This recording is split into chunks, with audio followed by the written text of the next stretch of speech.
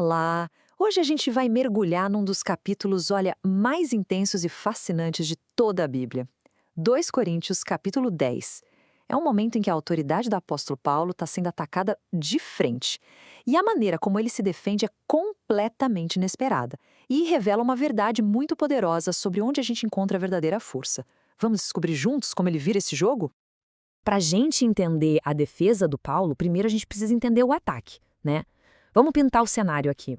A igreja ficava em Corinto, uma cidade que era um verdadeiro caldeirão cultural, super cosmopolita, vibrante e onde a arte de falar bem, a retórica grega, era muito valorizada. E no meio disso, alguns falsos mestres começaram a minar a credibilidade do Paulo, atacando não só o que ele ensinava, mas ele mesmo, como pessoa. A narrativa que eles criaram era de que Paulo era um líder fraco, inconsistente. E aqui a acusação veio assim, sem rodeios, nua e crua. Os críticos dele até admitiam que as cartas eram pesadas e fortes. É interessante que no grego a expressão é bareiai kai e shirai, ou seja, elas tinham peso, tinham autoridade. Mas, segundo eles, quando Paulo aparecia pessoalmente, a imagem desmoronava. Diziam que a presença física dele era fraca, asthenes, em grego, e que a sua fala era desprezível, exaltenemenos, algo que podia ser simplesmente ignorado. Pensa só, numa cultura que idolatrava oradores carismáticos, isso era uma crítica absolutamente demolidora. E aí a gente pensa, o que alguém faz com um ataque desses, tão direto ao caráter? A reação padrão seria revidar com tudo, né? Listar o currículo, mostrar poder, talvez até devolver na mesma moeda. Mas o Paulo, ele se recusa a jogar esse jogo. Em vez disso, ele muda completamente o campo de batalha. E é aqui que a defesa dele se torna brilhante. A resposta do Paulo começa ali nos versículos 3 e 4. Ele parte de uma verdade óbvia, mas com uma ressalva que muda tudo. Ele diz basicamente, olha, eu sou de carne e osso, eu ando nesse mundo como todo mundo, mas a minha luta não é travada com as ferramentas e as regras daqui. Ele reconhece que é humano, mas a sua guerra não opera com base na lógica humana. E aqui ele desenha uma linha bem clara na areia. De um lado você tem as armas carnais que os oponentes dele usavam. O que é isso? Força humana, aparência, discurso bonito, o marketing pessoal da época. Do outro lado estão as armas que o Paulo usa, as espirituais. A fonte do poder dele não é ele mesmo, é Deus. A munição dele não é a oratória, é a verdade do Evangelho.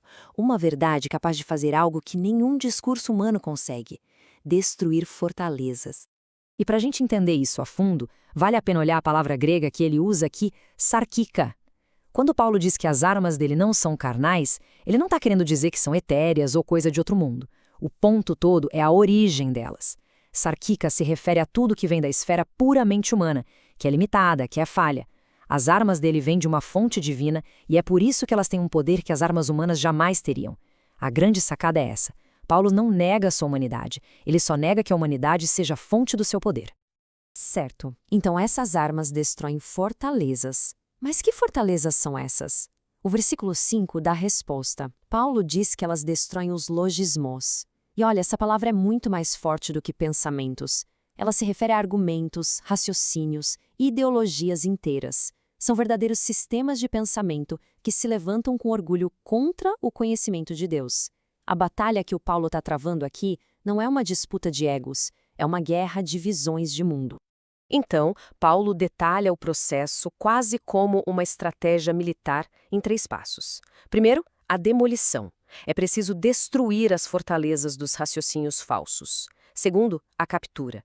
Levar cativo todo o pensamento, como um exército que domina o inimigo. E terceiro, a submissão.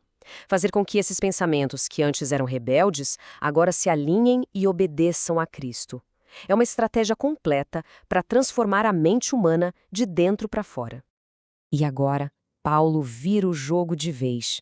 Ele vai expor a lógica completamente falha dos seus oponentes, mostrando qual é a base que eles usam para se avaliar. E a resposta, lá no versículo 12, é um diagnóstico devastador da natureza humana. Aqui a gente vê a diferença fundamental. Os oponentes de Paulo usavam uma régua defeituosa, eles mesmos. Eles se mediam por si mesmos e se comparavam uns com os outros, criando um sistema fechado de autoelogio, um clubinho. Já o Paulo, por outro lado, Trabalha dentro de um limite, uma esfera de ação que foi demarcada por Deus para ele. A palavra grega para isso é kanos, de onde vem cânone, regra. Ele não está tentando ser como os outros, ele está focado em cumprir a missão que Deus lhe deu. E o Paulo não mede as palavras. Ele chama esse método de autoavaliação de insensatez. No grego, a expressão é oisiniasin, que quer dizer algo como eles não entendem nada, não têm juízo. É uma atitude tola, porque a única pessoa com quem eles se comparam são eles mesmos. É como viver numa sala de espelhos, onde a única referência é o próprio reflexo, um eco que só repete a própria voz, sem nenhum contato com a verdade de Deus. E tudo isso nos leva ao clímax do argumento de Paulo. Aqui ele finalmente revela qual é a única medida que importa e de onde vem a única autoridade verdadeira. Se a autoavaliação é insensatez, então de onde vem a aprovação legítima? Paulo reafirma que ele tem autoridade, sim, a exousia, mas ele define o propósito dela. Essa autoridade não foi dada para ele se promover ou para esmagar os outros. Foi dada pelo Senhor com um objetivo bem claro, para edificar e não para destruir. A autoridade do Paulo servia para construir a comunidade, enquanto a crítica dos oponentes só servia para derrubar tudo. Fica claro que o propósito revela a origem da autoridade. Nos versículos finais, Paulo resume tudo de forma brilhante. A verdadeira glória, o verdadeiro motivo de orgulho, não está nas nossas próprias conquistas ou na comparação com os outros, mas está no Senhor. E a aprovação final, o selo de validação, não vem de quem bate no peito e se elogia, mas sim daquele que o próprio Deus elogia. Essa é a única avaliação que resiste ao teste do tempo. Essa defesa do Paulo em Corinto pode ter acontecido há quase 2000 anos, mas os princípios que ele levanta são atemporais. Eles falam diretamente ao nosso mundo, um mundo obcecado por aparências e por validação social. As lições são incrivelmente relevantes para nós hoje. Primeiro, o perigo de julgar só pela aparência, algo que a gente faz o tempo todo.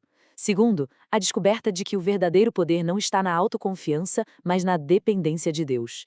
Terceiro, a imensa liberdade que a gente encontra quando para de se comparar com os outros e busca a aprovação que realmente importa.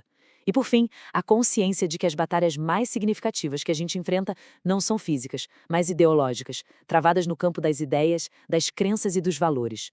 E assim a nossa análise de hoje termina com uma pergunta para a gente refletir. A defesa de Paulo nos desafia a reavaliar as nossas próprias métricas de sucesso, as nossas próprias armas. Numa cultura que nos pressiona o tempo todo a sermos fortes, impressionantes, autossuficientes, como é que a gente pode cultivar a força que vem da fraqueza, a sabedoria que vem da humildade e a confiança que não vem de nós mesmos, mas do Deus que nos aprova? A resposta do Paulo continua ecoando através dos séculos, nos convidando a lutar uma batalha diferente, com armas de outra natureza.